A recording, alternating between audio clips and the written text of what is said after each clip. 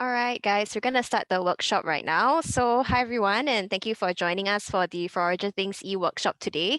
So, this session is for the Punch Pack edition of the series. So, before anything, I'll just introduce myself. I'm Felicia from the Design Singapore Council, and I'll just share a little bit about the program first before we delve into things proper. So this workshop is part of Forager Things, an ongoing exhibition by Hans Tan Studio at the National Design Centre, which is inspired by apocalyptic scenarios where survivors have to forage for materials and learn how to build things from scratch. So this is especially relevant in this post-pandemic environment where it really made us question our reliance on mass manufactured goods. So the mill that you're learning to make today is actually one of the featured works, and everything in this exhibition is made from easily accessible and found components with downloadable instructions as well. So do drop by the National Design Centre when you can to have a look at the other works and learn how to make them for yourselves. So with that, I will hand over the time to Jen and Chanel, who will be running the workshop today. So Jen and Chanel, when you're ready. Hello. Stop sharing screen. Okay, hello, we are Jen and Chanel, and today we'll be making Punch Pack. As Jen goes into position to prepare for the workshop, I will share a bit more about the meal we are making today. Okay, so this is Punch Pack, and it can be milled at the cost of a standard letter. It may look unassuming, but it actually disguises a confetti-filled cavity. We use the stem as a focal point, and with one small push, it will propel a burst of confetti, which we'll only show you at the end of the workshop. This meal is suitable for birthdays or anything that calls for a celebration, even Christmas, which is upcoming. Without further ado, we'll teach you how to make it so that you can mail a shower of happiness to your loved ones. So before that, can you do us a favor to ensure that you have the relevant tools for this workshop? In front of you should have a pen, a pair of scissors, a pen knife, a metal ruler, and a cutting mat if you have one. Please make sure that your pen is the type that doesn't bleed through the paper that is writing on. It will also be nice if you have some water near you as well, because we will be needing it to stick the stem. It's fine if you don't have the water now, as that's going to be the last step, so you can stick it in your own time later on. And now let's take a look at our kit. So inside the kit, you should find 4 pieces of white mount board with a rectangular outline in the center. These pieces should be labeled A and B. We will only need one set of A and B to make Punch Pack, but there's a spare set just in case we make any mistakes. So you may set the extras aside. Next, we'll have 4 small pieces of drawing block, also with a rectangular outline in the middle. So this outline is dashed with a 1 cm gap on the side. We will also only need one set of this, so you can set aside the spare piece. Next, we will have 6 pieces of colored paper, 1 roll of double-sided tape, and a second local stamp. So if everyone is okay, we will also have 2 pieces of envelope, and you'll also have a rectangular outline in the middle, which is also dashed, similar to the drawing block. We will also only need one of these, so you can set aside the spare piece. So if everyone is okay, now we can begin with the pieces of mount board. These will be the pieces labeled A and B. So for both pieces, we are going to cut out this rectangle in the middle with a pen knife and ruler. Please use a cutting mat or piece of cardboard underneath so that you don't cut your table. We'll also recommend that you stand up so that you're directing your force downwards onto the materials. And you can begin cutting the mount board pieces if you haven't started yet. Please be careful with this step.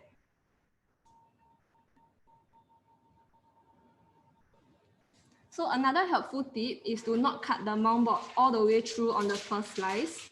Since the material is quite thick, you can score it first to fill the material. Then on the second slice, you can cut it all the way through with confidence. It's also okay if you take more than 2 cuts to slice through the mount board. You can take your time and don't force the blade.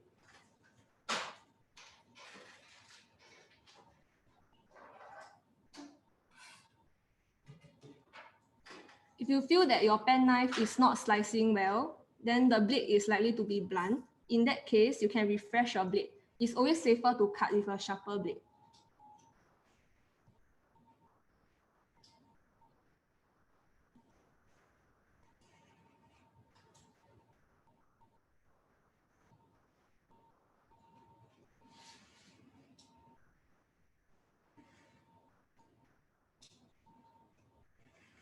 You can use the raise hand function so that we know that you're done with this step.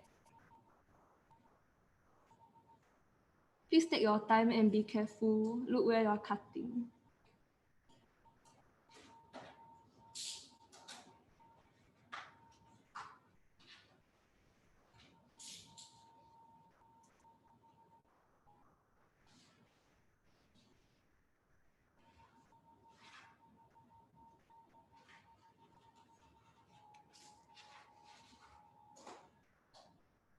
Please remember to use the raise hand function so that we know that you're done with this step. Okay, since most of us are done with this step, let's proceed. Now we are going to apply the double-sided tape onto the mount boards. For A, we are going to apply the double-sided tape like this. The double-sided tape should be flush to the edges, but it doesn't have to be perfect.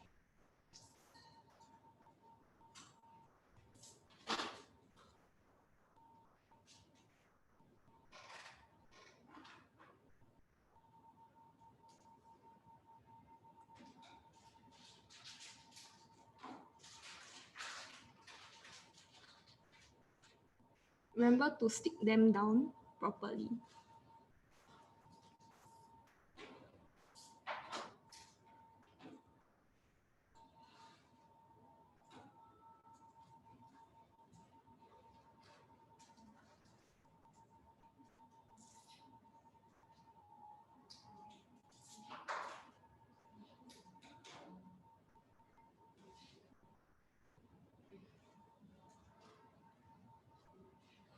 Okay. Then once you're done with A, we're gonna stick the double-sided tape on B now. And we're gonna apply the double-sided tape on the outer edge of the mount board, like this. The double-sided tape should be flush to the edges, but it doesn't have to be perfect.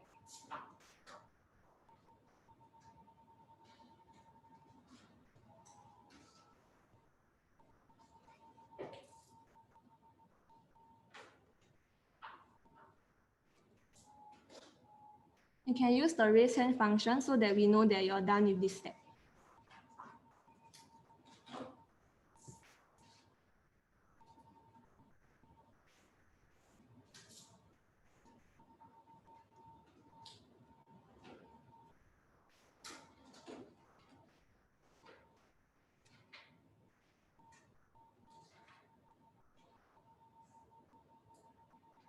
The double-sided tape doesn't have to be perfect, but just make sure they're flush to the respective corners or edges.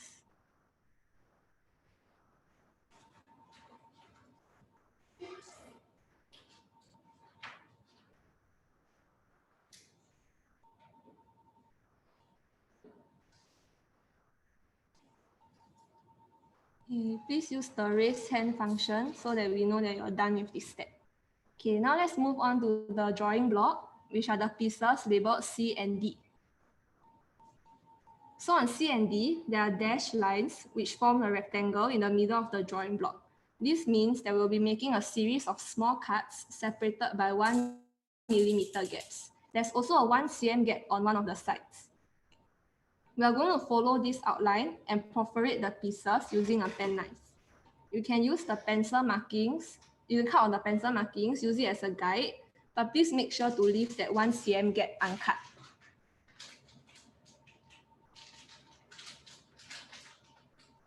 Please be careful with this step and take your time to complete it.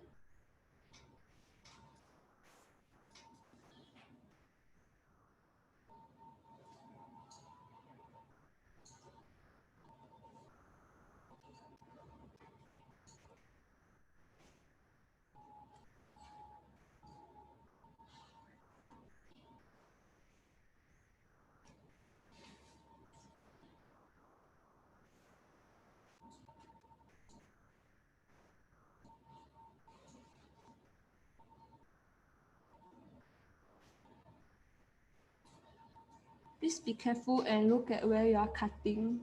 And once you're done, you can use the raise hand function so that we know that you're done.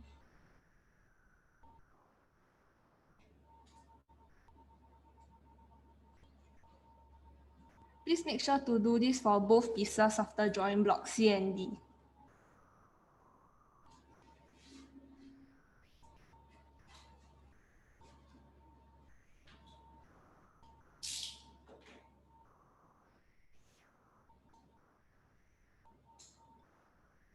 Okay. For those of you who are done, we can just put your drawing blocks like this, C and D side by side. If not, you can continue doing the perforation. Okay, so now we're going to write our message. So we begin by placing C and D side by side like this. They should look mirrored, and the 1 cm gaps will be next to each other in the middle like this. Imagine that the 1 cm gap is the spine of a book, and the recipient will flip open your message like this. So you can begin writing your message within the perforated boundaries on C and D. Use C as the first page and then D as the second page. We recommend short celebratory messages, and a possible message could be happy birthday on C and have a blast on D. There's no limit to what you can write, but for us, we're going with wishing you a Merry Christmas on C and a Happy New Year on D. We will now give you some time to write your message.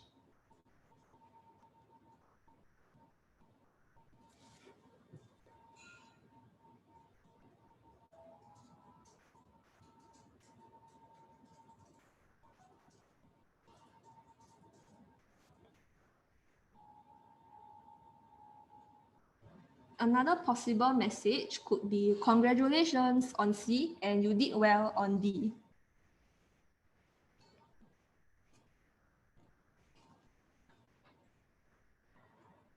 We will now apply double-sided tape on the borders of C and D like this. The double-sided tape should be flushed or close to the outer edge. So you can start applying your double-sided tape now. Please make sure that the double-sided tape does not come into contact with the perforation. You can use the raise hand function so that we know you're done with this step.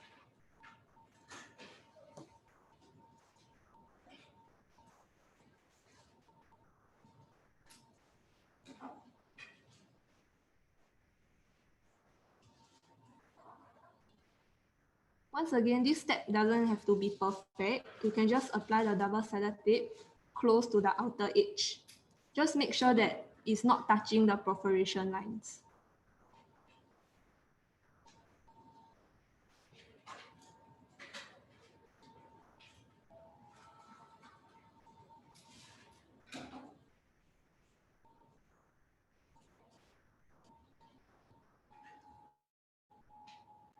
Remember to stick the double-sided tape for both C and D.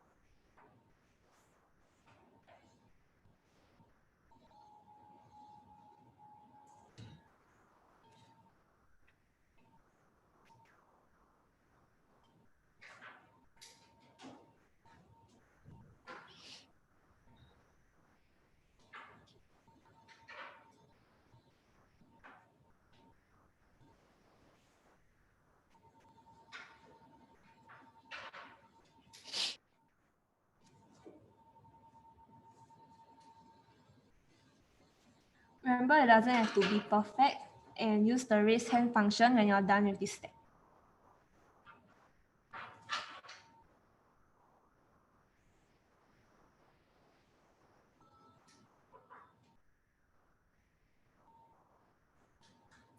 Please make sure a double-sided tape is not touching the perforation.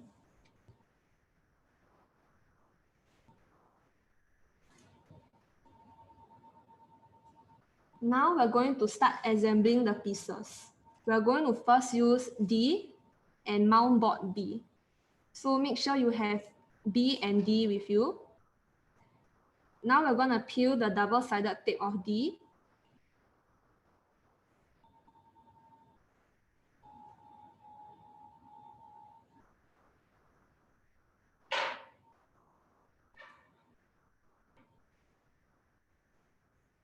Then after you peel the double-sided tape of D, you can put it on your table, sticky side up. Then we're going to take B and paste it on top of D. Try your best to center them, and you should create this cavity where we're going to fill with confetti. It doesn't have to be perfect. You can just eyeball it and try and make sure that it's centered. At this point, you should also be able to see the second page of your message.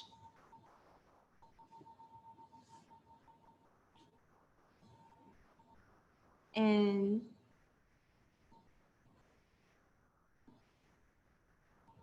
once you're done sticking this down, we can now look at our colored paper to make the confetti. So we provided 6 colors, but we will only need 3. So you can choose your 3 colors and start cutting them up using scissors.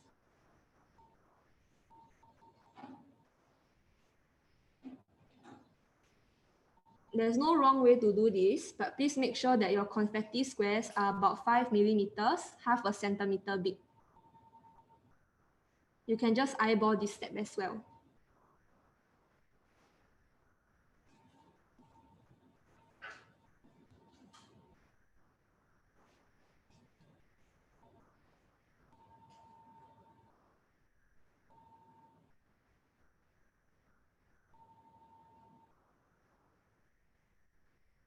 As you can see, we like to first cut them up into strips, like how Jen is showing us.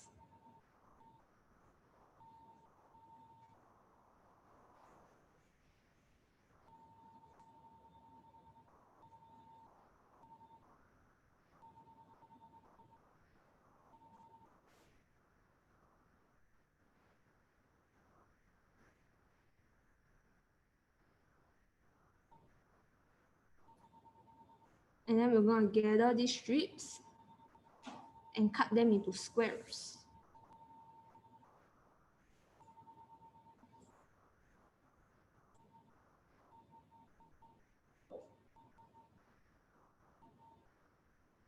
You can cut the confetti directly into the cavity that you made with B and D.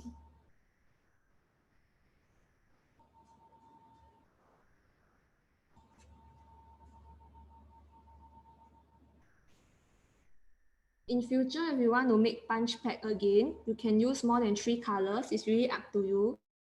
You can add a personal touch to it to brighten up the recipient's day.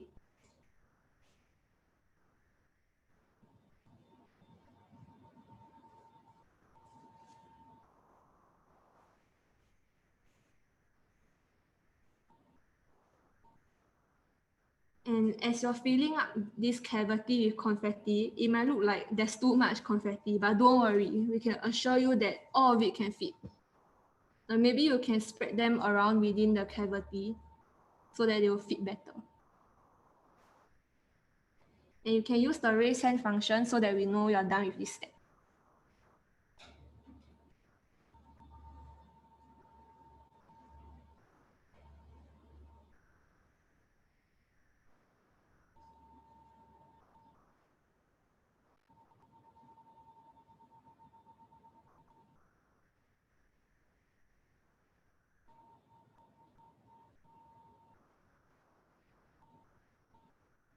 The confetti doesn't have to be perfect, so just have fun with it.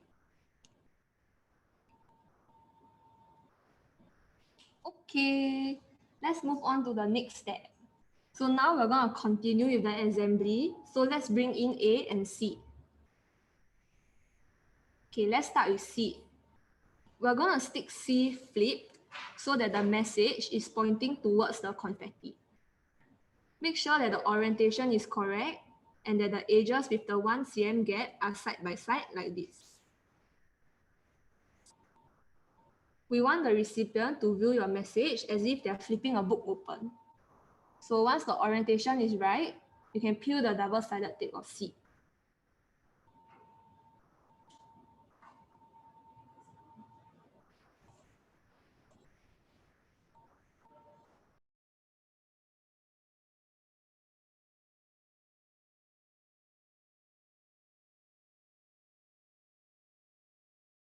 Okay, after you've peeled the double-sided tape of C, you try your best to align C to the center before sticking it down. This part may be tricky, but just eyeball it, it'll be okay.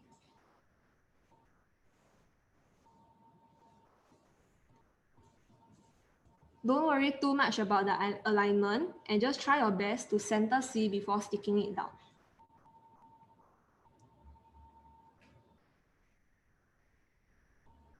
Then once you're done with this step, you can start to peel the double-sided tape of B, which is now hidden by C, but we're just gonna peel it.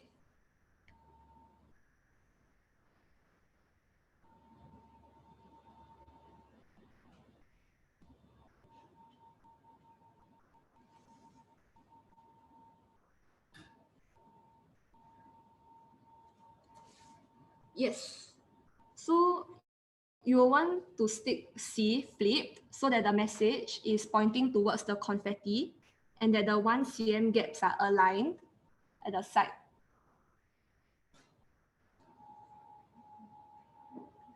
Then you try to center it and then you stick it down.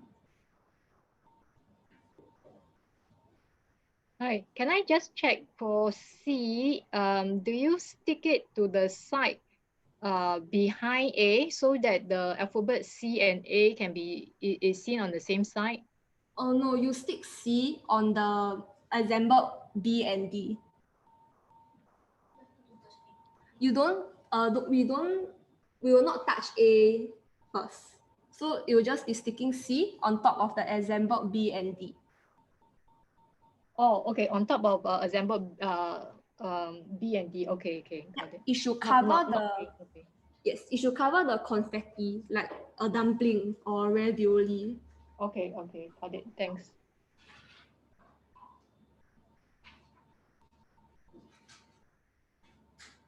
And after you're done aligning C to the center, you can peel the double-sided tape of B, which is a piece of mount board which is already assembled. Afterwards, you can stick A on top of it, like so, with the double-sided tape of A facing upwards when you're done.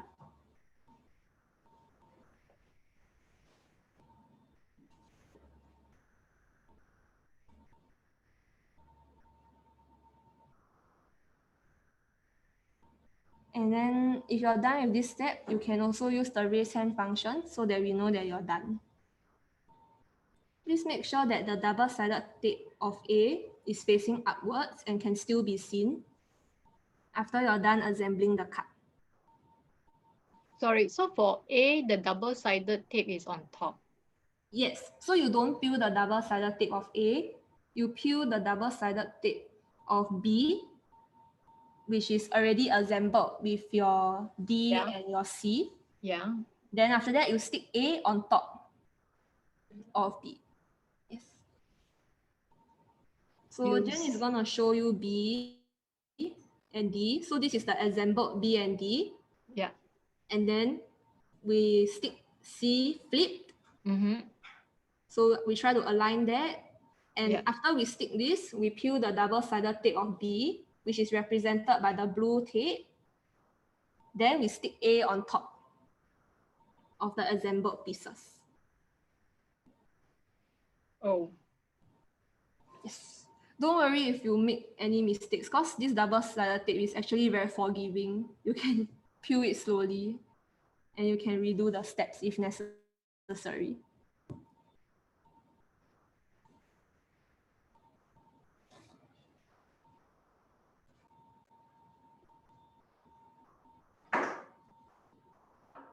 And remember to use the raise hand function so that we know that you're done with this step.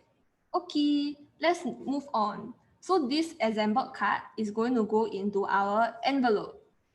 So we're almost done. Now let's set the card aside and we're going to start perforating the envelope. Similar to the drawing block pieces, we're going to follow this outline and create small cuts which are separated by 1 millimeter gaps. So make sure your cuts go all the way through the envelope such that when you turn it around, you can see the perforation at the back. So you can cut on the pencil markings using it as a guide.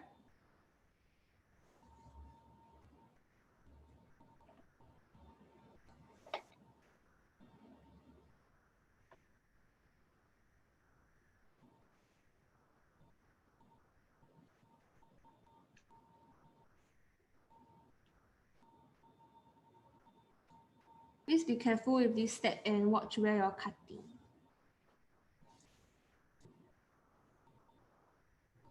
And make sure that your perforations cut all the way through, so when you turn the envelope around, you can see the markings.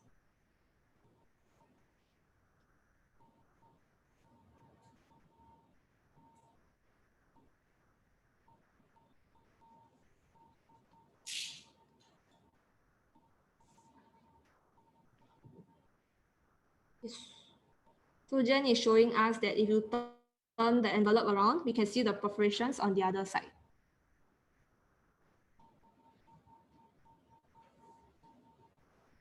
Then once we are done with that, we're gonna peel one of the layers out such that the envelope looks like this. So as you can see, the top layer is peeled out, but the second layer is left alone. So first you make sure you're on the correct side of the envelope where there is no flap. Then you can start peeling that top layer out, and you can use a pen knife to help you if required. Please be careful. Starting with the right corner, we are going to slowly and carefully peel this layer out. And try your best to make sure the tears are clean. You can take your time to do this step as well. Then once you've reached the side with the 1 cm gap, we find that it's helpful to fold it over first before tearing it off. You can use the raise hand function so that we know that you're done with this step.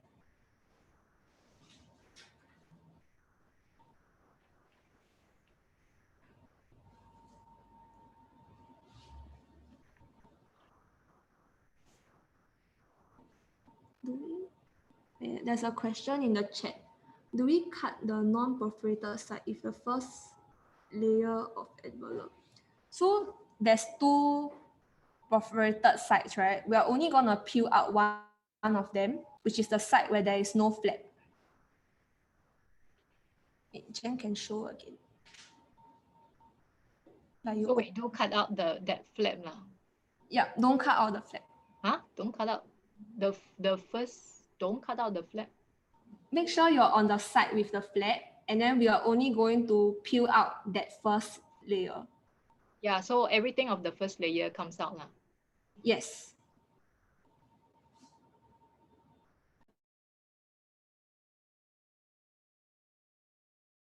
Okay, now we can move on. And now we're going to carefully insert this assembled card into the envelope. Please watch this step before you continue. So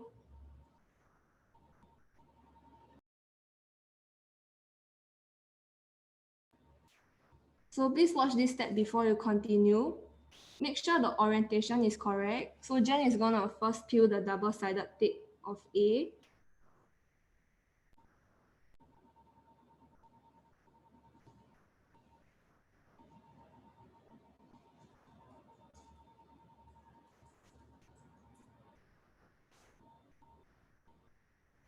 So make sure the 1 cm gaps are all on the left side.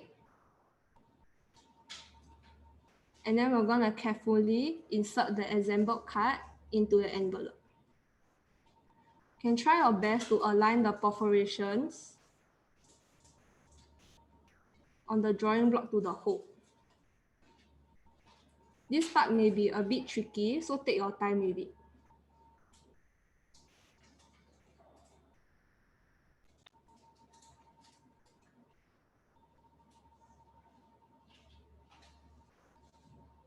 So you should end up with something like this.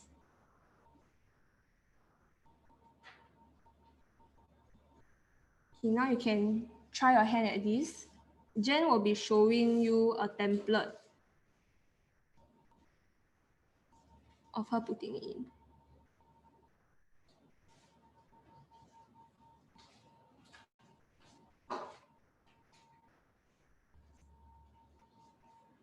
So you can use the raise hand function so that we know that you're done with this step.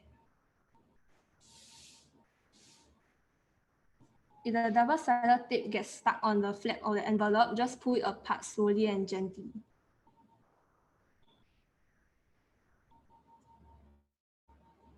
And once you're done with this step, you can seal the envelope by peeling the adhesive strip. You can stick the flap down. And we can get ready to stick our stamp and address the mail. So the finished product should look something like this.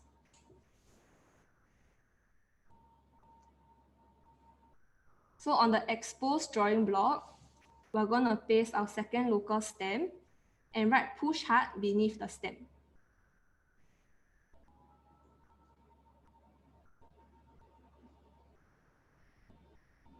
Remember that for the stamp, you need some water to adhere the stamp onto the mail. So if you don't have water now, you can do this at a later step.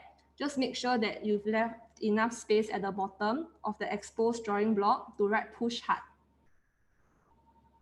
And after you do this step, you can start addressing the mail. So if you look at the finished punch pack on screen, we put on top from Faith and the bottom to Joy with the recipient's address. Now we'll give you some time to address the envelope.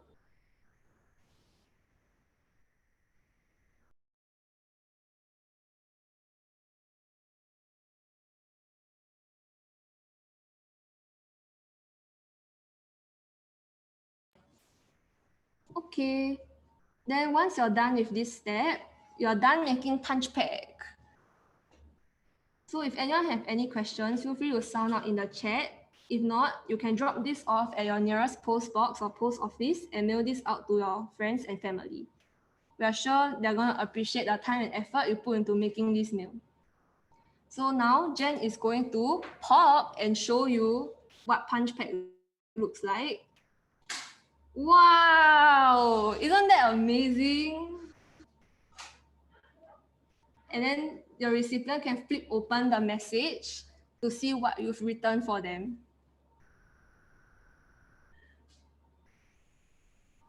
Okay, so for those who are comfortable with switching on your camera, you can switch on your camera now. You know, we're going to take a photo. Ready? Cheese.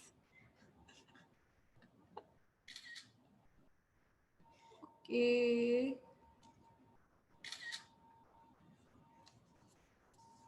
Thank you. So this concludes our punch pack workshop, and it was really enjoyable to teach you how to make this mail. So we hope that through this experience, we managed to convince you that analog mail can be fun to make and also to receive. And thank you for your time. Now, Hi, I'm Colette and this is Sui. Today we'll be sharing with you the process of making the experimental mail rug. I'll be doing the demo and Sui will be going through the steps with you guys. Yep, okay. Bye, Colette. Okay, so mail is actually a mail that allows the recipient to open it in like a more unconventional medium, which is water. So normally like when you receive a mail, you just like tear it apart, but for this, we try to use water to open the mail. So yes, before we jump into the making, do make sure that you have a pen knife, metal ruler, as well as a cutting mat or any form of cardboard or like magazine base so that you don't cut your table as you're trying to go through the making process.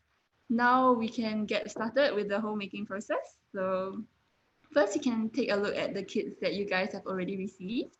So there should be 4 sheets of paper inside, 2 envelope templates, as well as 2 embossing templates.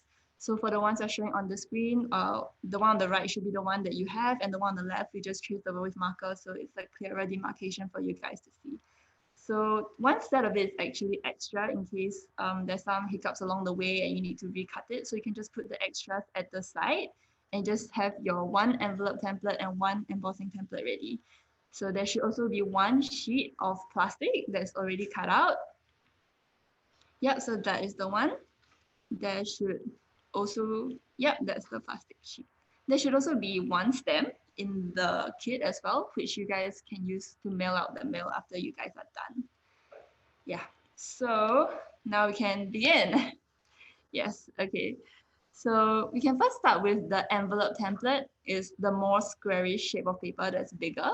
So you can actually see solid lines as well as dotted lines. So firstly, you have to use your pen knife to just cut along the solid lines. And as you can see, it's more of the outline of the paper. So if you're not comfortable with using a pen knife, you can go ahead and use scissors. So for kids, I can see it's also kids friendly. Like you can just try and see if the kids can go ahead and use the scissors to go about it.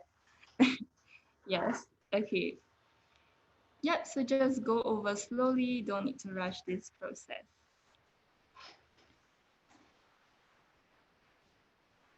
So as you can see, if you want to personalize your mail or make it into any other shapes, you can just follow the 2 rectangular format in the shape that you want, and then just add a 1 cm flap along the edge of one side.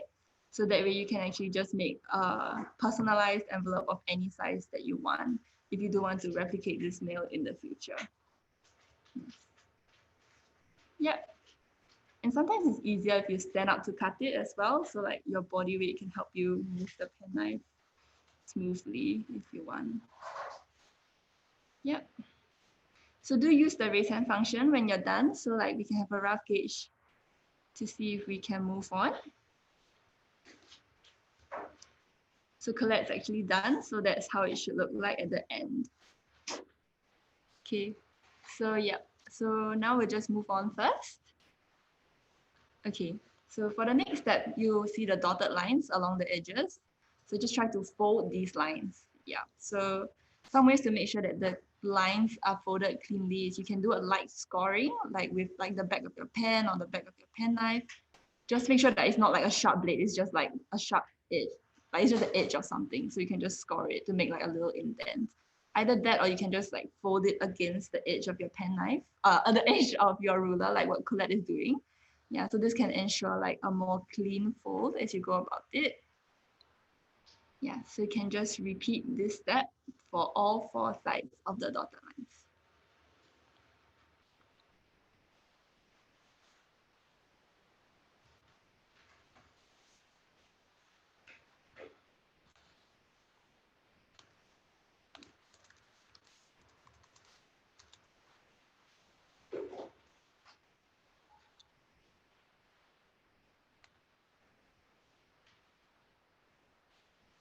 So as you're going about doing these steps, right, it's also good to kind of think about what messages you guys might want to write on this mail as well.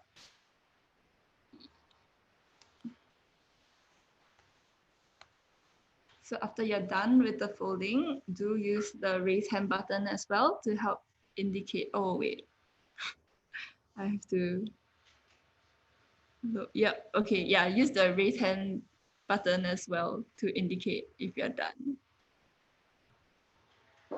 Yeah.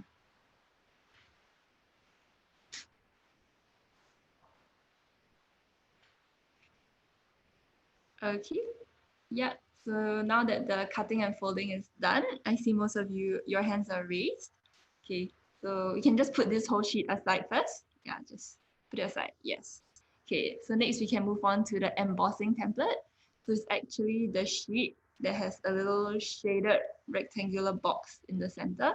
Yes, so that's the one. Yeah, so now just get out your pen knife again. So this step might be a bit hard to use a scissors, so a pen knife will probably be necessary. So just cut along the perimeter of the shaded rectangle. Yes. So this sheet of embossing template is actually made from the same material as the envelope template, but just folded 4 times. So which is why it's significantly thicker when you feel the material. So however, if you don't have like a big sheet of paper that you can afford to fold, you can always just make this embossing template using 4 separate sheets of paper, and you can just glue them on top of each other to create this kind of thickness. Yes. Yeah, apart from that, just the paper is a bit thicker, so it might be a little bit harder to cut through. So just slowly go over it a few times. There's no rush. Yep. Yeah, and if it helps, you can stand up to try and do it so that you can use your body weight for this as well.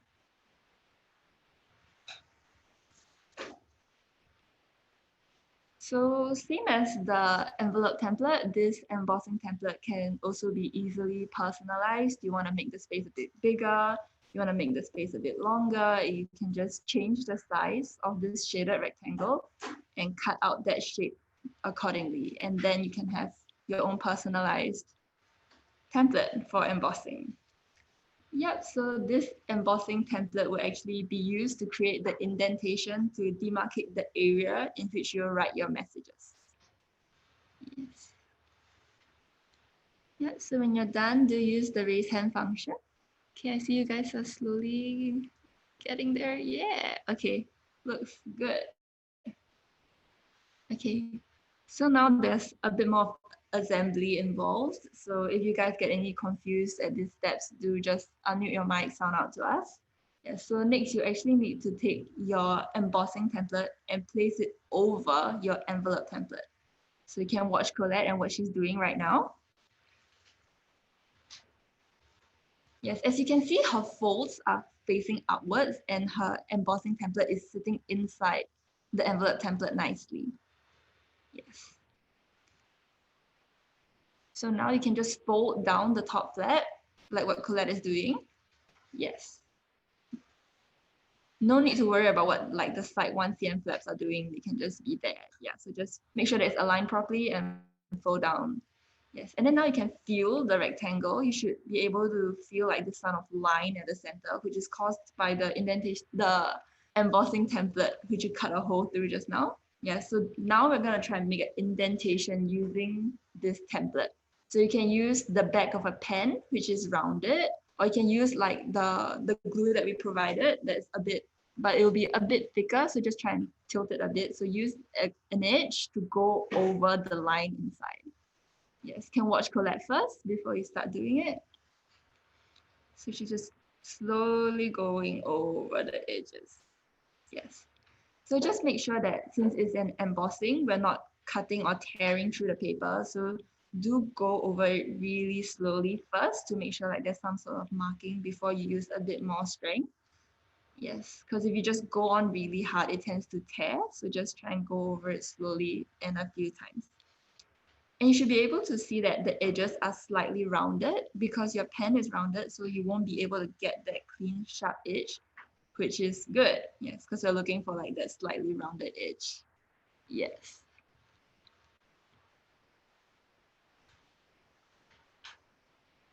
Yep, so do use the raise hand button as well when you're done, or if you have any questions, do just unmute your mic and let us know.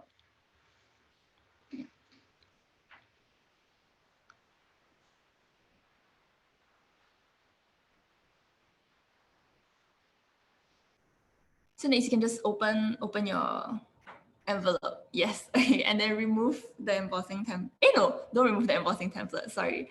Leave the embossing template there and use that embossing template as a guide as a space to where you can write your messages. Yes, so your message should fit nicely within this rectangular box. Yes.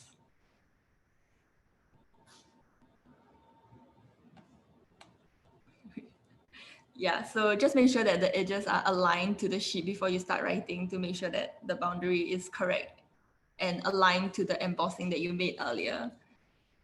Yeah, so just use your pen to write the message within the boundary.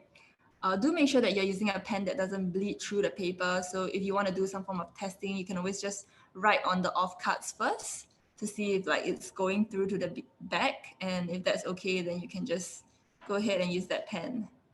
Yes. Yeah, a faint line will be fine. Yeah, just don't use like a very thick or wet marker of sorts. Yeah. So rap actually allows like a slow reveal, which makes it a good medium to reconcile with your loved ones through short but sincere apology messages. Of course, you can also shake things up by changing the mood of the mail by using different colored paper or by changing the size and shape of the mail that we mentioned before earlier. So it's really up to your imagination. So during our test, we have also used this mail to write cute confession letters or even like well wishes for the holidays. And yep, Colette will be showing you some variations that we did at the end. Yes, Colette will be showing you the variations at the end. So yes, this is just a simple message that Colette had written. You can go ahead and think of your own messages to write. And when you're done with writing the messages, you can just use our hands up button and let us know. Yes. So we'll show you the demos at the very end on some of the iterations that we did. Yes. Nicole, you asked if we can write in pencil. Yes, we can. You can write in pencil. There's no problem with that. Yeah. Okay, so now we'll move on to sealing the envelopes. Yes. No. Sorry. Need to move on to, before we seal the envelopes, there's one more step that we need to do, which is the plastic sheet. Yes. So we also provided you with a piece of plastic. So the plastic we've provided for you actually has a smoother side and a rougher side. So just feel the plastic a little bit and make sure that the smooth side is up and facing you before you put it down. Yeah. So for the plastic sheet that we provided, we actually pre-cut it for you guys. So when you guys want to make this by yourself, just make sure that the length and width of the plastic sheet itself is just like 0.1 cm smaller than your actual rectangular paper. So that make sure when you close the flaps, the sheet doesn't fold up, so it fits nicely along the edge. And if you do want to make it at home and you don't have access to like this kind of plastic material, you can always use like plastic folders, plastic bags, or anything that's just transparent. Yeah, so that's up to you to source around as well. So after that, we just have to seal the envelope. So you see the flaps at the side, those 1 cm flaps, just use the glue that we've provided. Just apply glue on, you fold the flaps in first and you apply the glue at the outside of the flap. Oh, yeah, this is Colette is doing. Yes. Yeah, so just, yes, apply the glue along the flaps. Do apply a generous amount as these will help ensure that the envelope will be tightly sealed. Yes. So if you're worried about how the sealing would be after you close the envelope, you can always just like put it underneath a stack of books so that there's some form of weight to press it down. You can sit on it if you want. That's perfectly okay as well. Just make sure you don't bend it. Yeah, so give it a good press along the edge to make sure that it's tightly sealed. Yes. When you're done with that, do give a hands up as well so that we'll know when to proceed. So now the main mail itself is done, but we'll just have to write some words and some form of instructions for your recipient so that they know what to do when they receive this mail. So along the indentation that you've already made, do write the words water plus rub.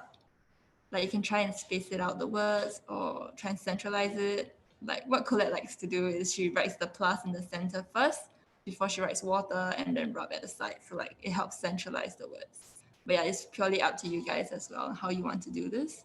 It's just an instruction for your recipient on what they can do after they receive your mail. Yep. So after that is done, you can just flip the envelope around. Yes. Okay. Yes. Okay. So now you can apply your stamps at the top right-hand corner. And you can write the name and address of the person you want to send it to as well.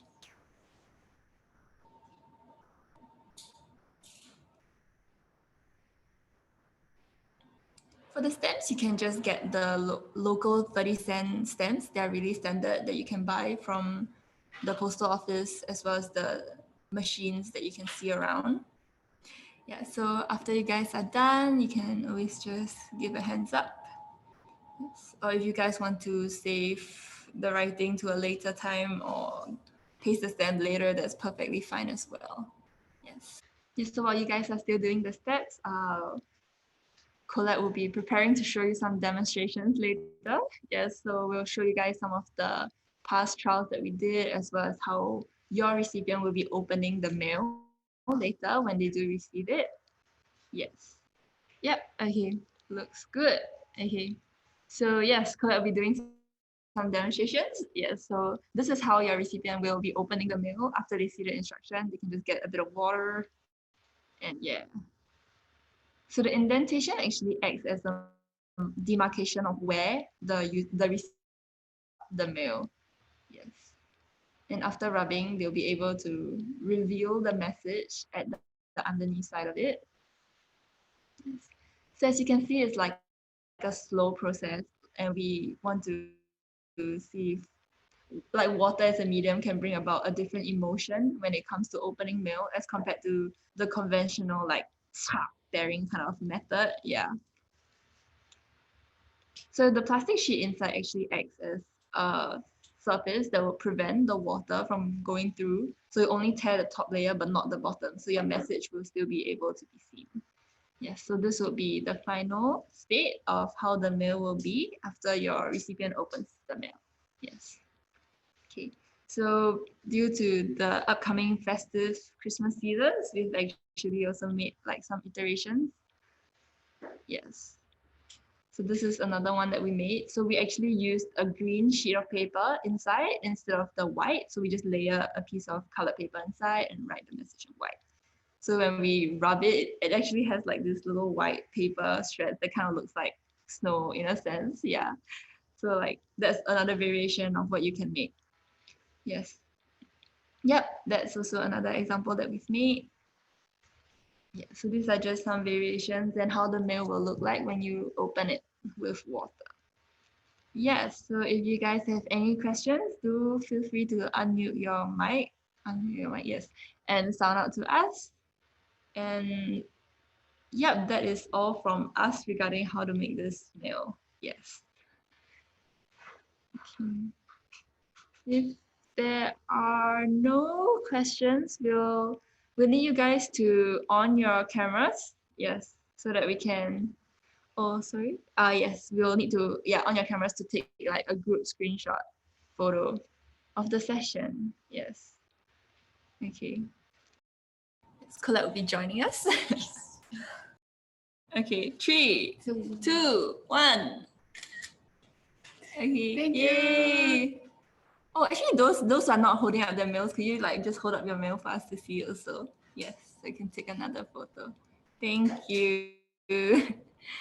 Okay, 1, 2, 3. Yay! Thank you so much. Thank you. We hope you guys had fun, and yes, do try out to make all the other mails as well along the way.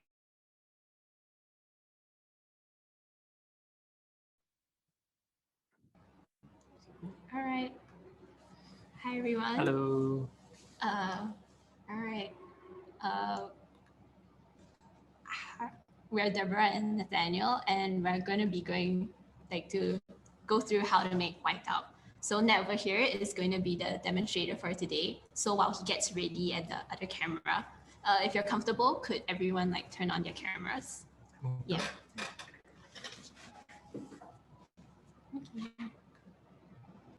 Okay, so this is the mail that you're going to be making today. It's kind of like a compact snow globe with the salt falling like snow to uncover the message within. Yeah, just checking. Camera.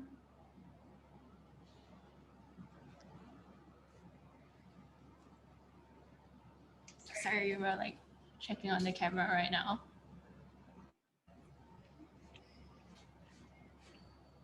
Okay. Yeah. So okay, now it's on screen. This is the mail that we're going to be making today.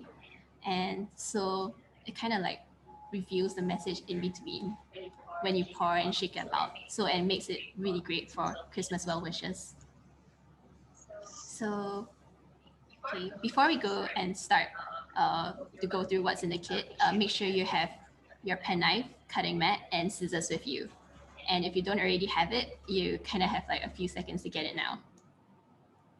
So now we'll be going through the contents in the kit. Inside the kit, there is sufficient material for you to make 2 sets, but we'll just be making 1 for now. From the kit, you can take out your 2 sheets of tracing paper, as shown, a single sheet of black cardstock with nothing on it, 1 black cardstock with Merry Christmas cut out from it. All right. The small white card, like mounting board in your packet. Like, yeah. 1 packet of salt, a roll of double-sided tape and glue stick. Yep. Okay, so first thing first, we're going to take the black cardstock with Merry Christmas cut out from it. So flip the cardstock such that the letters facing you are in reverse and place it on the table. So using the glue stick, spread an even layer of glue on the side of the cardstock. So a tip here would be to go around the letters first, like such. And then you can use the glue stick to dab on the smaller bits in between the letters. Yeah.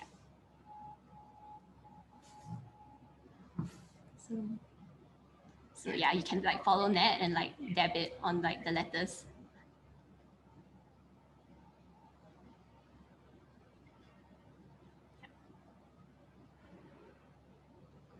So this ensures that the glue doesn't clump onto the edge of the letters, and just make sure that the entire surface is covered. Yeah.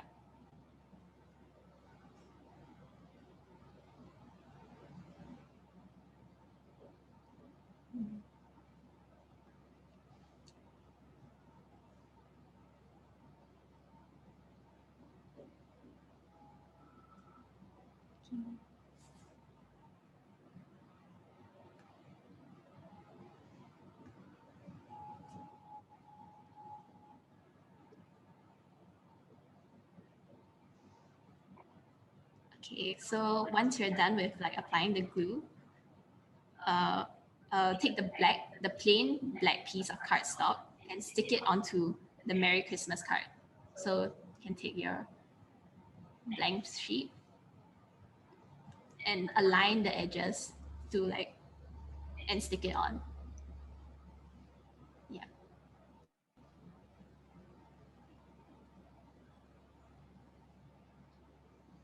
So you can use your hands to like press them together tightly, and especially around the letters. So you can squeeze and pinch it as such.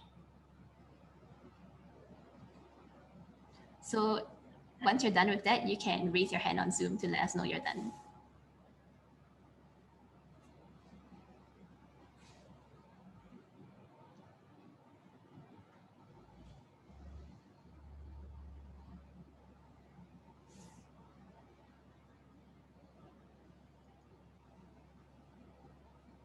Yep. Not yet. Okay.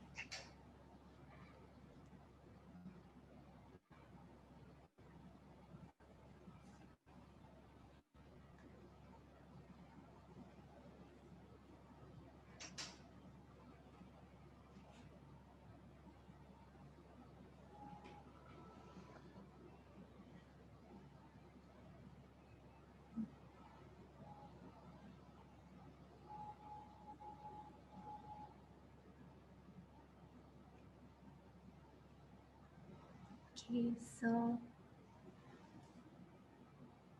all right, seems like most people are done. We'll be letting it dry while we work on the next step. So you can put it aside and like leave it to dry. Now take 1 sheet of tracing paper and lay on the table. Take your double-sided tape and stick it along the edges of the tracing paper. So note that it's like super important to cover the edges completely. So we recommend that you stick each double-sided tape from corner to corner. And it's okay if like the tapes overlap. Yeah. So yeah, you can use like either your penknife or scissors to like cut off the edges of the the excess double-sided tape.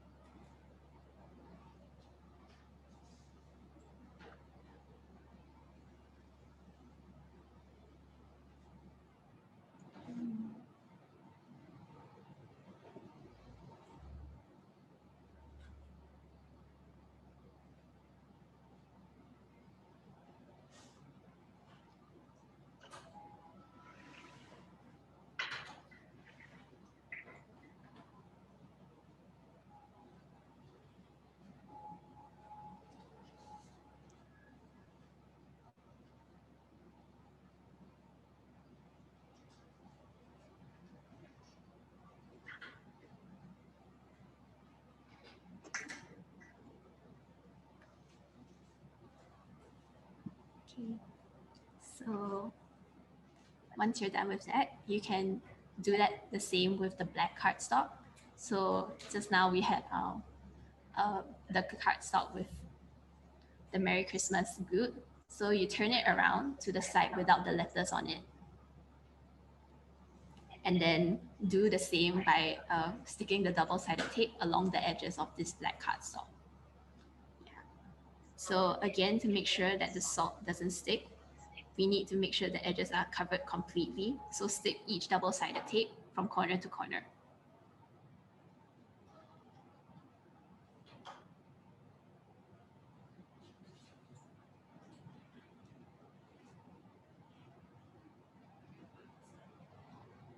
Okay, so for the person who just joined, we're making whiteout, and we're at the step where we're kind of like, we've already like gone through like sticking the Merry Christmas card onto the black cardstock. So if you would like to, you can like do that step first and follow along for the other steps. Yeah.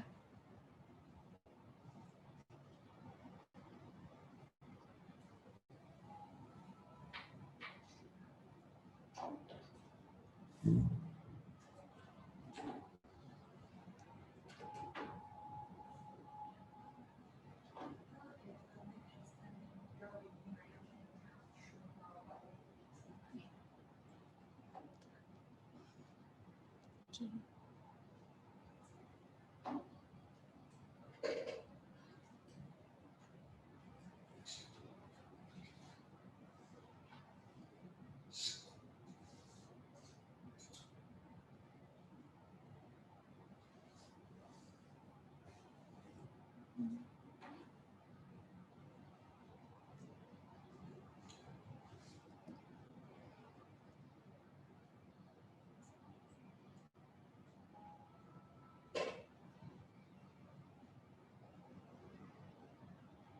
Okay, so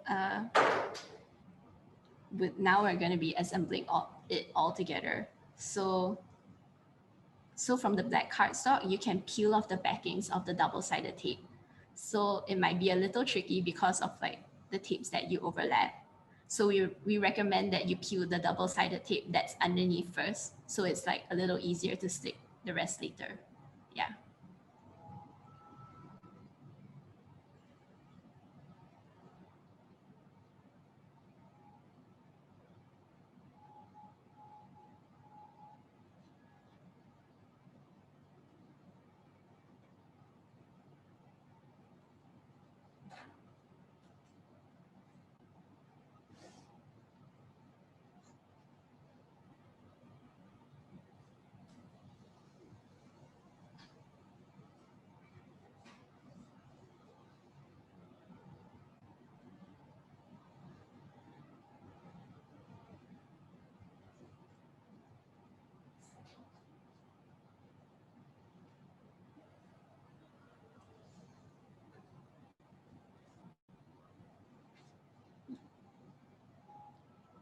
So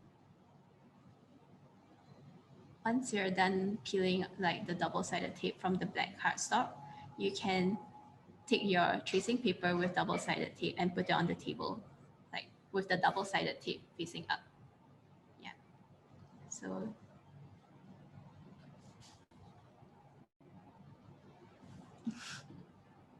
yeah, okay, you can raise your hand. But okay, so make sure like the double-sided tape is facing up. And if you want, you can peel the like double-sided tape out of that too as well.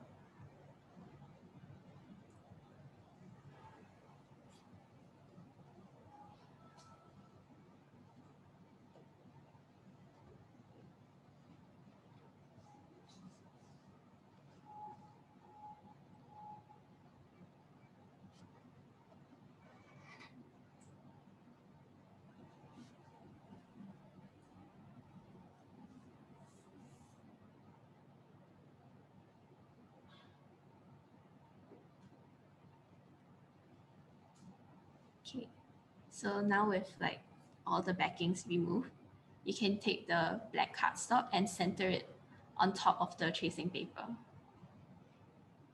Yeah, so flip it so it's this double-sided tape is facing down and center it. Yeah, so like you can like take your time with this and like stick it down.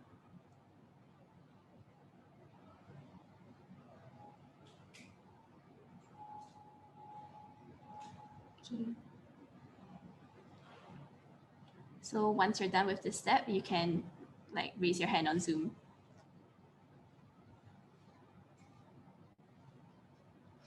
Sorry, can you repeat the step? Like Oh, okay, which sure. side do we put the black card down on? The side that has the double-sided tape or the other side? So it's the side with the double-sided tape Okay. on the tracing paper. Yeah. So can we leave the double-sided tape on first and then center it and then take off the double-sided tape? Yeah. Yes, Okay. you can do that. Okay, seems like everyone's like done as well here. So we're going to be like adding the salt. So now take your Ziploc bag of salt and carefully pour out the salt across the letters of the black cardstock. So you need to be like super careful not to spill any of like the salt onto the double-sided tape. Yeah. So so now just open your Ziploc bag of salt and pour it across the letters. So, and yeah, if you're like kind of afraid of like the salt falling onto the double-sided tape, you can use your like the small white card to like shield it away and like push the salt into the middle, like into the letters. Yeah.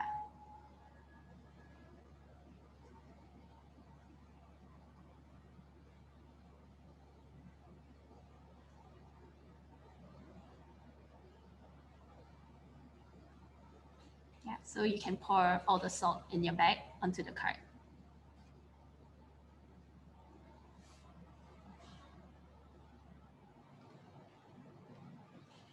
So once you're done with that step, you can also raise your hand on Zoom.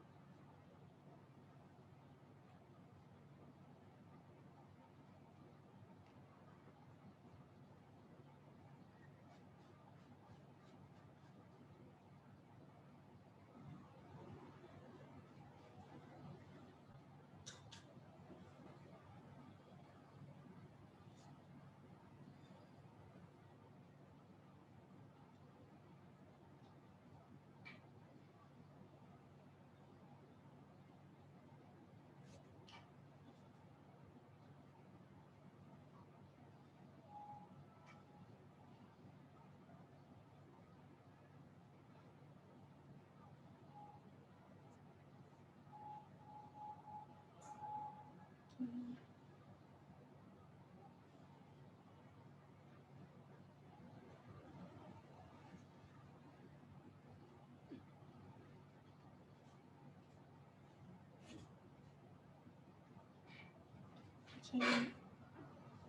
So at this point, we're almost there. And this next step is super important, and we'd like everyone to like watch first before you go ahead. So now take your second sheet of tracing paper and align it to the bottom edge of the package. So yeah, align it and then gently place it down on the on your package like that, and stick the bottom edge first. Yeah. Okay, so next, like to gently like squeeze like the rest of the pack, like gently pat it down like across each edge, all the edges, and use your fingers to like smoothen and stick the tracing paper across all the edges. Yeah. Yeah.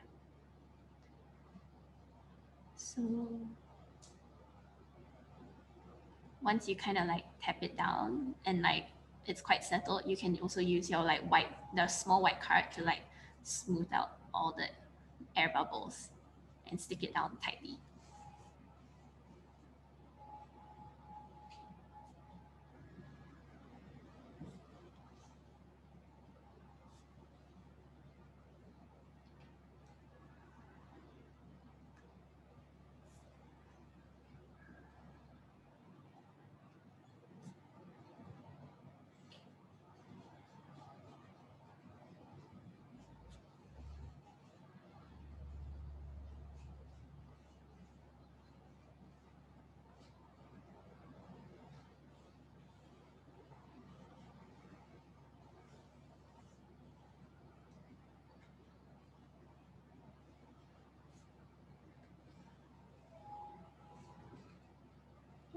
So once you're done, you can also raise your hand. And at this point, it's pretty much finished. Yeah. You can try playing with it now as well. And just to like season it and like make sure like all the edges are like sealed. Like just a reminder, if like you're done with this part, you can like raise your hands on Zoom to let us know. And there'll still be like kind of like any finishes that to personalize your message even further. Yeah.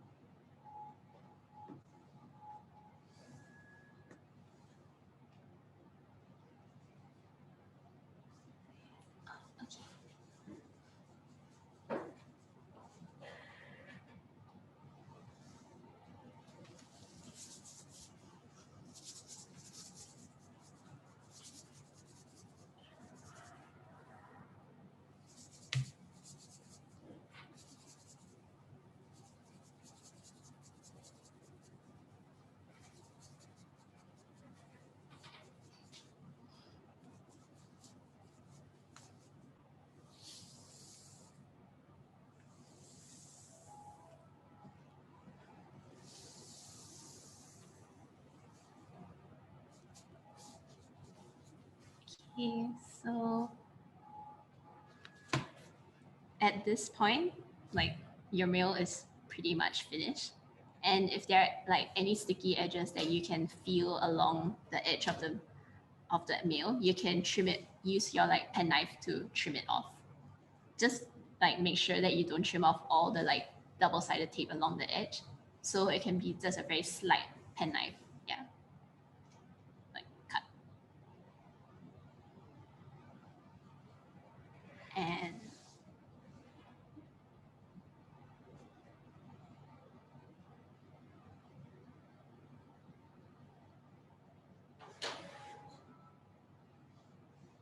if you want, you could also like use your pen knife to like round out the edges, but this is like completely optional as well. Or like scissors also, with it's like easier.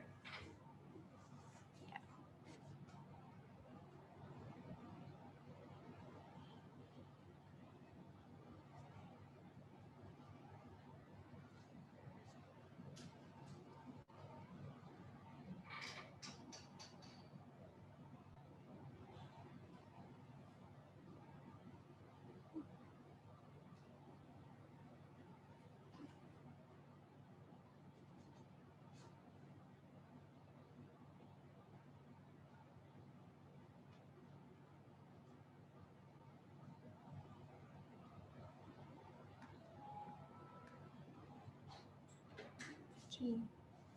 And if you want to send the mail, like to send it like the mail out, you can turn it over to the non-salt side and write your recipient's address on there. Yep. So like you can think of like who you would like to send it to and write their address down in the middle portion.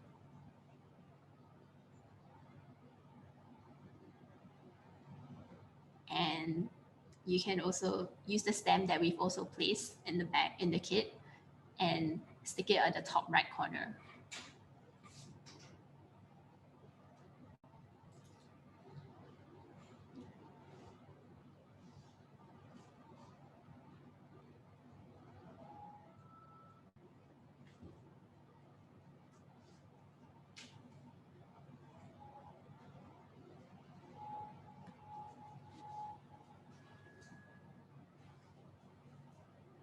Yep. And you can trim off the edges with your scissors again.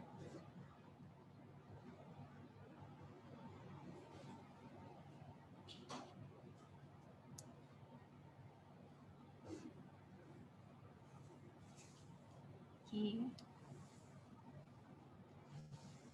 And yep, this is white out like finished. So actually, like with the second kit, you can have a go at creating your own message with the extra set of materials we've provided in the bag. So like you will notice there's like 2 pieces of plain black cardstock. So on one of them, actually you can just trace and cut out a design on one of the black pieces of cardstock and repeat the making process that we've shown you today. Yeah. And it can be very simple, like how like a Christmas tree or something, and just to like cut it out really fast. Okay.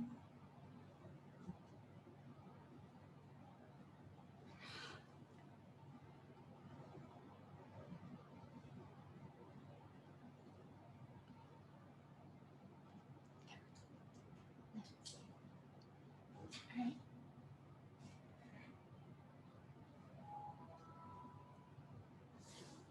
Right. So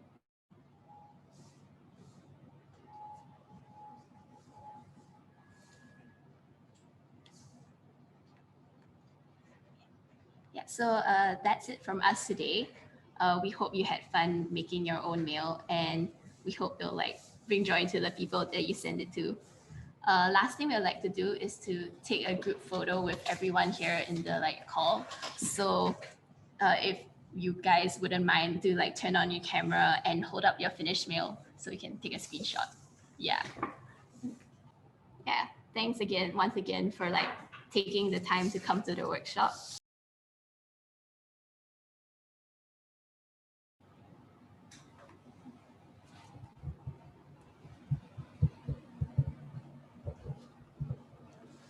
Okay, so this is the final form of Kindle. So I'll light it up for you to see how it looks like later on.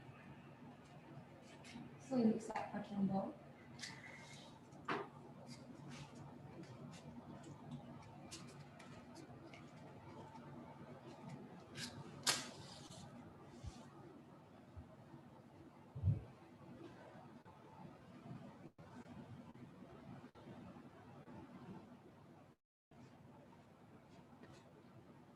Okay, I'll put this aside and we'll show you guys later.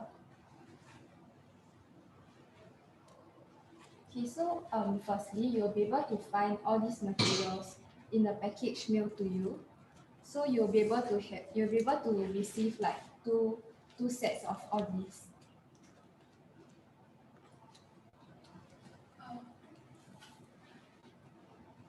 Okay, so you will see like this square piece of paper that is marked out by dotted and solid lines, as well as one that is a clean piece of square paper, and this pre-cut piece of paper that is used for your box later on, as well as 2 packets of wax for melting, and a packet of Ziploc bag with 2 wicks inside, as well as a double-sided tape and a metal spoon.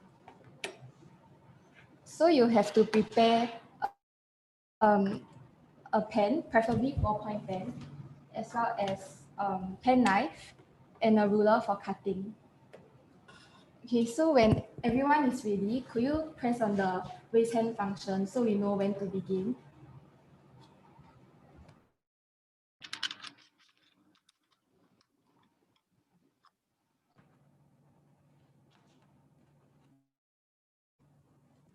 Okay, we'll start now. So firstly, you take this square piece of paper that's marked out by the dotted and solid lines. And then you take your ballpoint pen and roughly estimate the center of this piece of paper and poke a hole through it. If your pen is unable to poke a hole through, you can use a pen knife as well.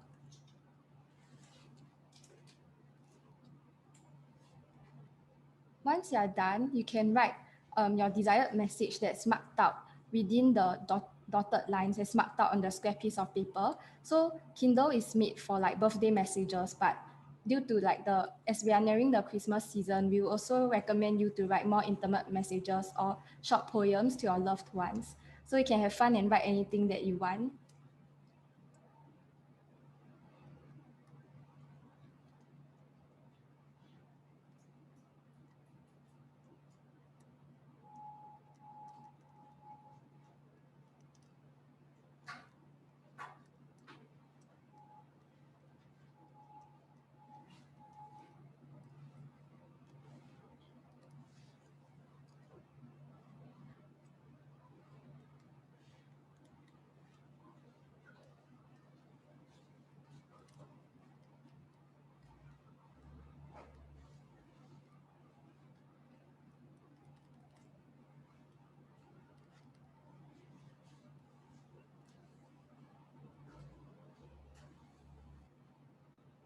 Okay, so next we'll be cutting out like all these solid as marked out by the solid line. So all these 4 corners, 1, 2, 3, and 4.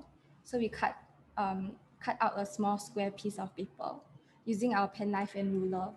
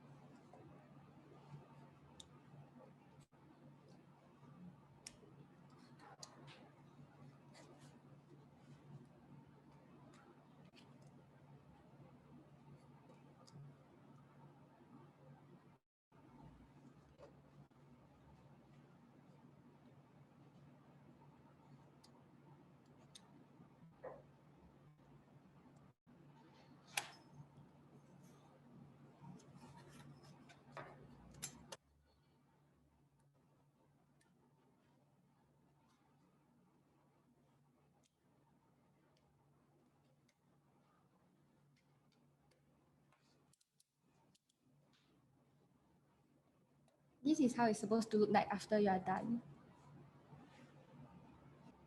Okay, so for those who are done, you retract your penknife and you use the tip to lightly score the dotted lines. So you don't cut it, but you just go along the lines that's marked out by the dotted lines on all 4 sides.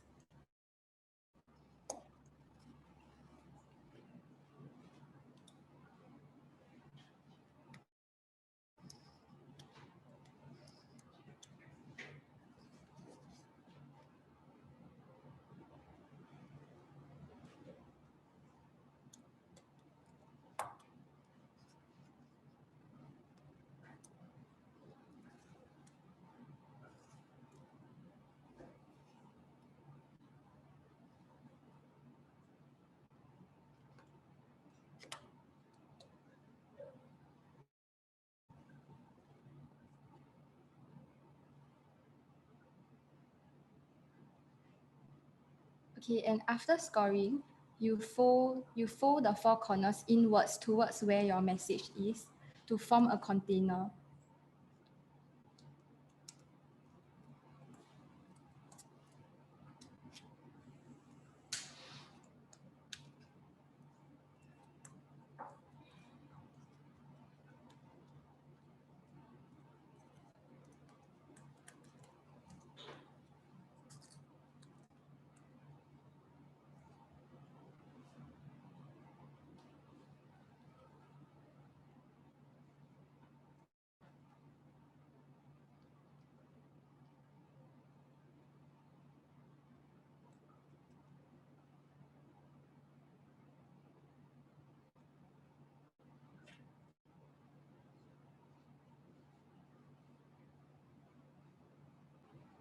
Okay, so next we'll take this long strip of paper and we'll apply double-sided tape from one end to the other end.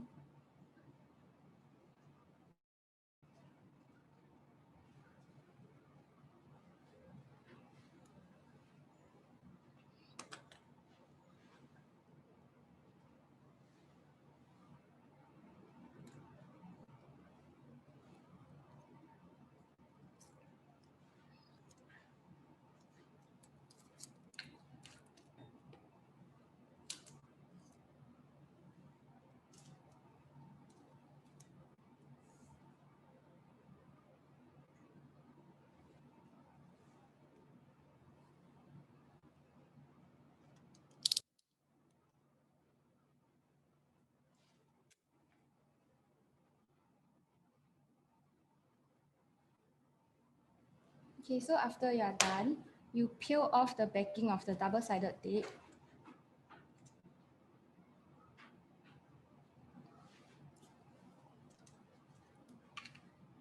And then before you start, could everyone just pay attention to what I'm doing first? So with the long strip of paper, you stick double-sided tape from one end of from this end of the box. And then you go around it to form the shape of a container and making sure that you seal it very tightly. This is to prevent the wax from spilling out later when we pour it in.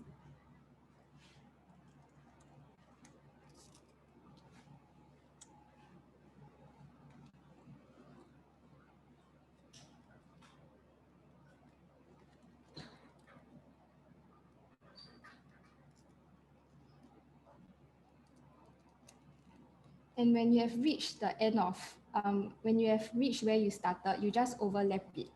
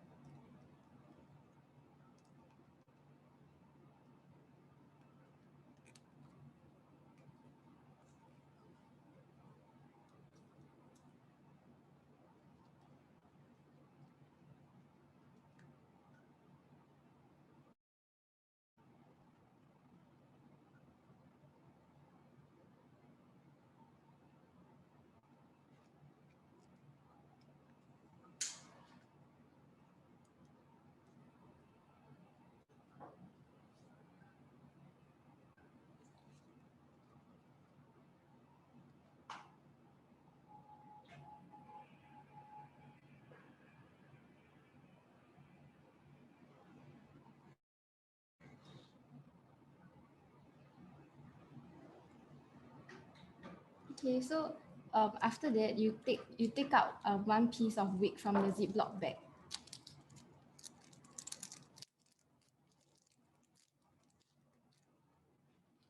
And then you poke it halfway through the hole which you have created previously. So it should only go through like halfway. This is the back and this is the front.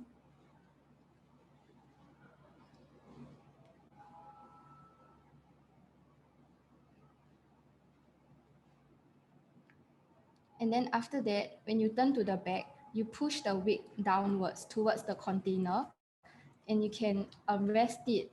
You can press it against the table such that it's made such that like it will be pressed onto the base. And then after that, take double-sided tape and stick it onto the base of the container.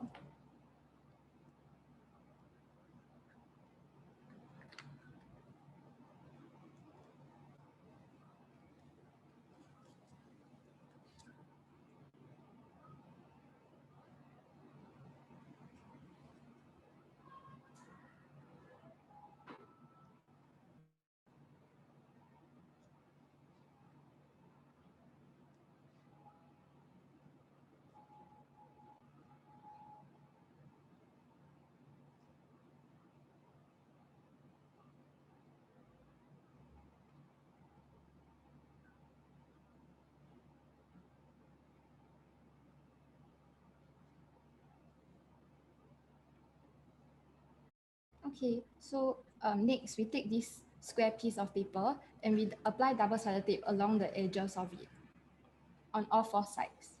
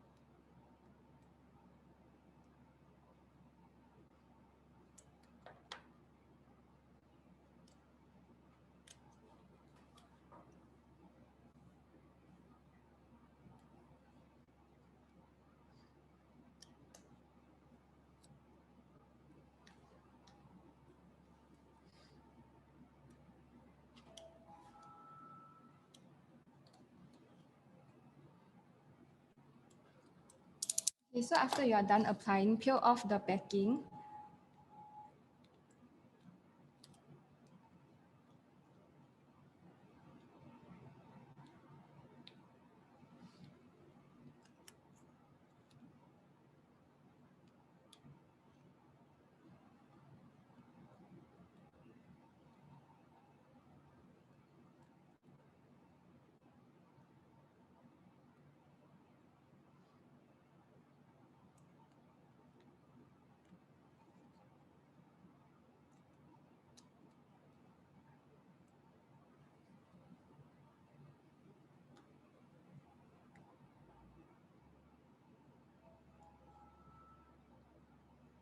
And stick it onto the back of your of the container, but also remember to remove the double-sided tape that's attached to the wick.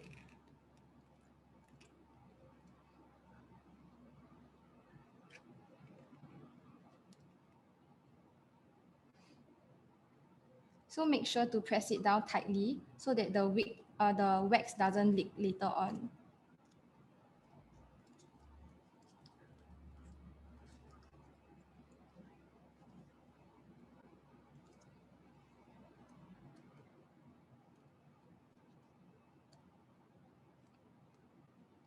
Okay, while you are still doing, I'll pass this time to Celeste, who will be going through the second half of the tutorial. Hi, so I'll be going through the second half of the tutorial. At this point, you should have a container that looks like this. When you reach this point, you can use the raise hand function to indicate that you're ready to move on to the next step. Okay, so for the next step, we'll need the metal spoon and 2 packets of wax. We have 2 packets because we split the exact amount of wax needed into 2, so that's more manageable. For this next step, before we begin, I will need you to look up at the screen to watch how it will play out before you try on your own. So for this part, we'll be melting the wax. So we'll recommend that you do it over a stove, but just for demonstration, I'll be using a windproof lighter. But later when you melt it over a stove, just be careful that there are no flammable objects nearby, and we also recommend that the adults take over this step. So first, you will empty 1 packet of wax into the metal spoon. Okay, so I'll just demonstrate first. You can try later. So you empty 1 packet of wax into the metal spoon. And as you're melting it, all of it should turn completely transparent. So there shouldn't be any white pieces of wax left. This will take a while. So.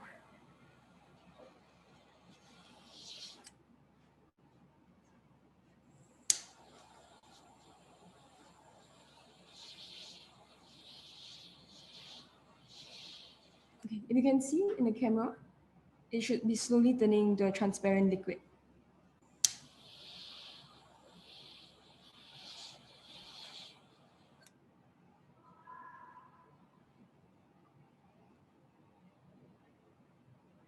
And when everything is melted, you can take the container that you made earlier and just slowly, gently pour it in. So you can tilt the container a little bit to make sure that all of the liquid reaches the edges. And we'll repeat the exact same thing for the second step, for the second packet of wax. But this time for the second packet, it will be even more important to make sure that everything reaches the edges so that you have a smooth surface at the top. You can try it now. You might want to unmute yourself first so that you can easily ask any questions later while you're doing the melting process. We're going to go to the kitchen. Come.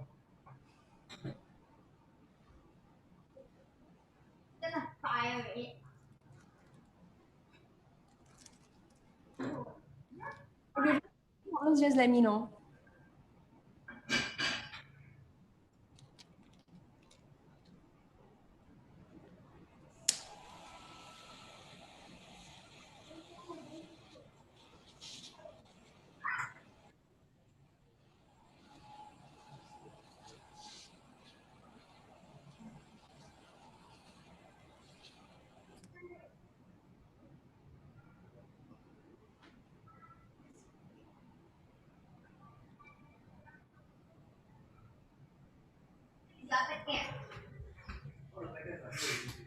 What? Oh.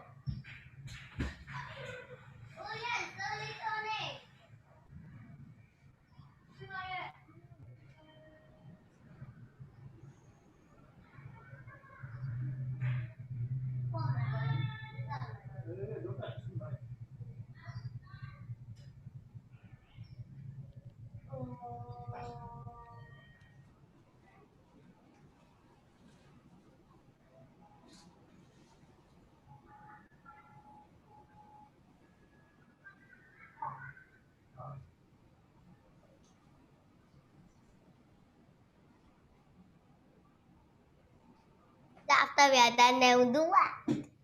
Yes. After you're done, you can leave the candle to let it cool, but be careful not to tilt it too much, okay, so that the wax won't spill out. You will see it slowly start to become opaque, but even as it becomes opaque, the inside is most definitely still liquid. So try not to tilt it. It'll take a few minutes to harden.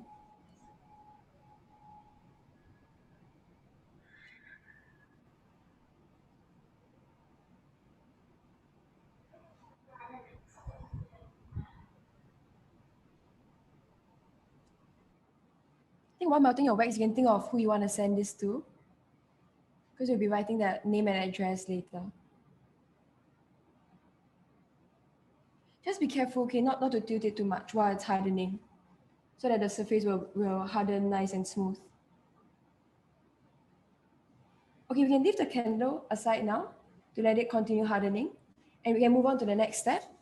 So for the next step, you need the box template, which is this piece. You'll be able to see that there are lines being drawn already.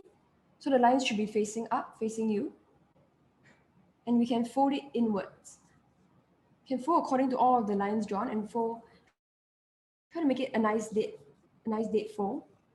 So all of the lines should be on the inside after you're done folding.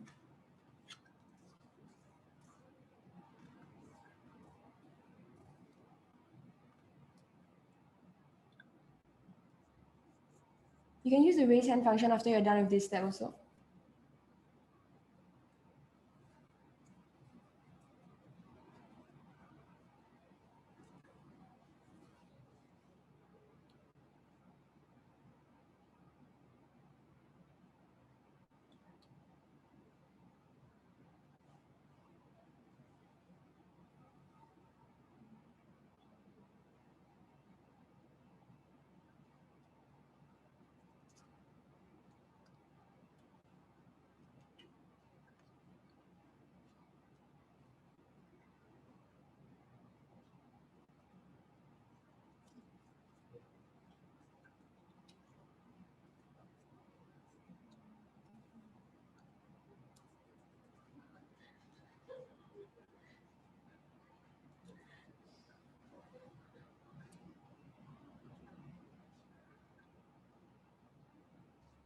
Okay, so for the next step, we'll flip this over to this side. And you can see there's this for the square that is connected to all of the flaps, we'll be writing our name and our recipient's name and address on that side. So in this square, write it in the bottom half because we need the top half for the stem. If you haven't thought of someone to send it to, you don't have to write it now. We can write it later after we fold the box, just that it will be easier to write it before we fold the box.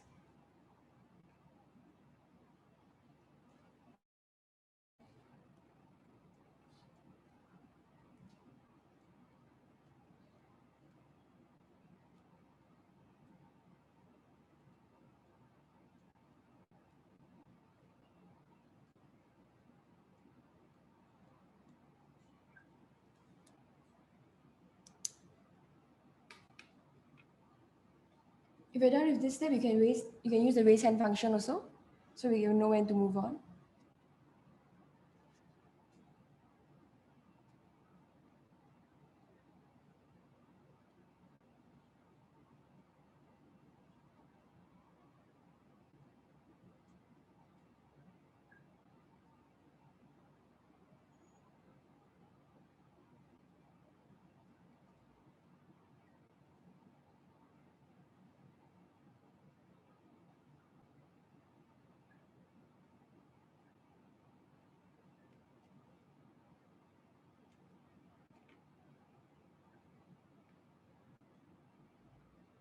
So on this same side, you will see that there are 3 sections that are being shaded.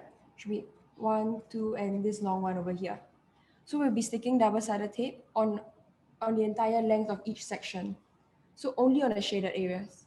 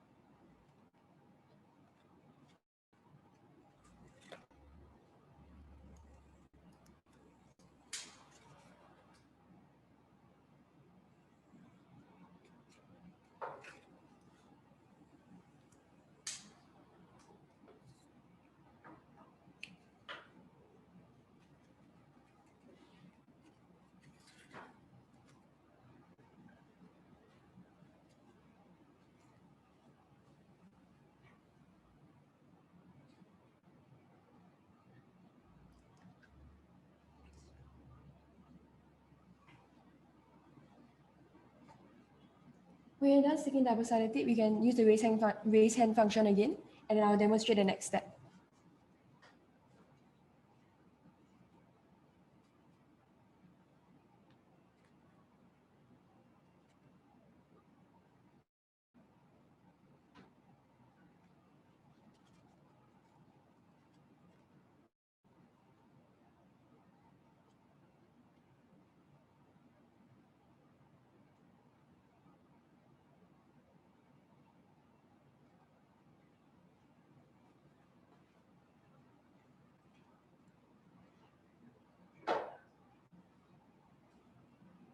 Okay, so for the next step, I'll need you to watch how I fold the box first before you try on your own. So we'll just remove all of the double-sided tape first.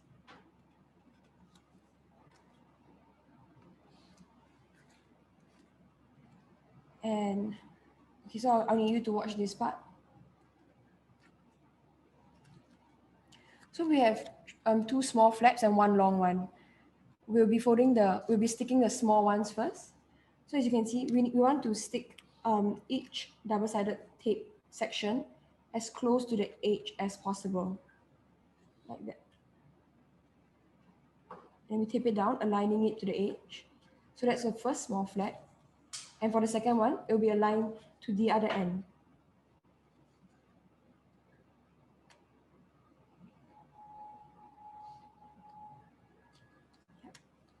And for the long one, so now it should look like this. And for the longer one, it will be aligned as well. It should be the exact length already. So you just stick it nicely and make sure that everything is stuck well. And in the end, your box should look like that. And this hole is so that your recipient can push out the Kindle when they receive it. So you're going to push it out easily without having to struggle. You guys can try it now. If you have any problems, just let me know.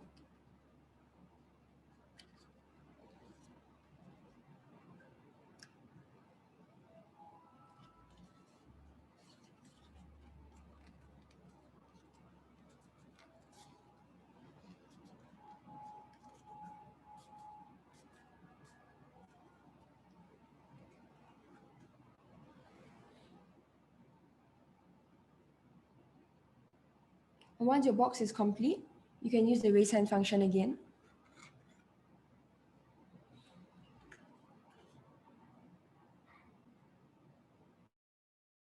And now you can check on your Kindle. It should be completely hardened now. You will know because it will be quite cool to the touch and it will be a smooth, opaque, white surface. You can test it. It should be quite hard now. And you can slot it into your box. Just like that. And you can close the flap.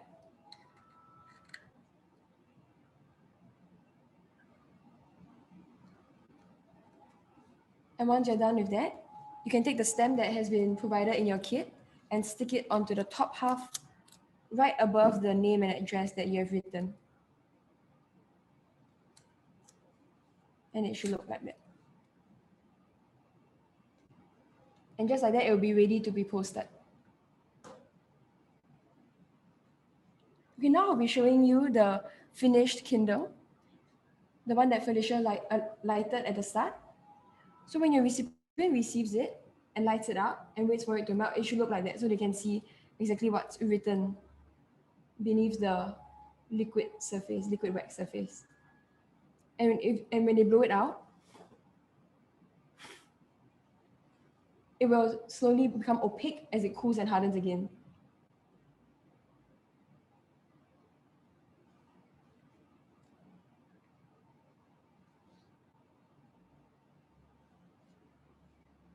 And that's the end of our Kindle tutorial. If you don't mind, could you all of you on your cameras and we'll take a group photo now. If you don't want to show your face, it's okay. You can show your finished Kindle in front of the camera.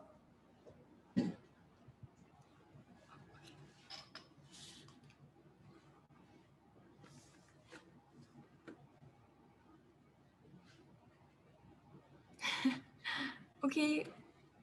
1, 2, 3. Sorry, give me a moment.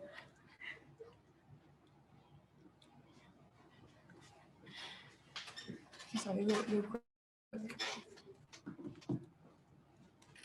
Oh, okay. Thank you. Thank you. I hope you guys had fun making it. And remember, if you want to make more Kindles in the future, you need a 60-cent non-standard mail stamp because Kindle is too small to be considered standard mail. Yeah. And that's all for today. Merry Christmas. Merry Christmas. We'll now pass the time back to DSG. Right, thank you so much, Felicia and Celeste. Thanks for teaching us how to make Kindle. Now, Kindle is just one of 16 of these experimental mails that you will find at the Forager Things exhibition. So do come down to the National Design Center to check out the exhibition. It runs daily from now till 6th of February next year, and it's open 9 a.m. to 9 p.m. every day. Before you go, we really appreciate it if you could complete a simple survey for this workshop to help us improve on our future programs. You can do so by scanning the QR code you see on the left. And if you'd like to find out more about the various upcoming programs that the National Design Center has lined up under our December theme of A Future by Design, do scan the QR code that you see on the right now. With that, we will officially end today's session. And thank you once again to Felicia and Celeste, and to all of you for spending your afternoon with us. Have a great rest of the day ahead. Bye.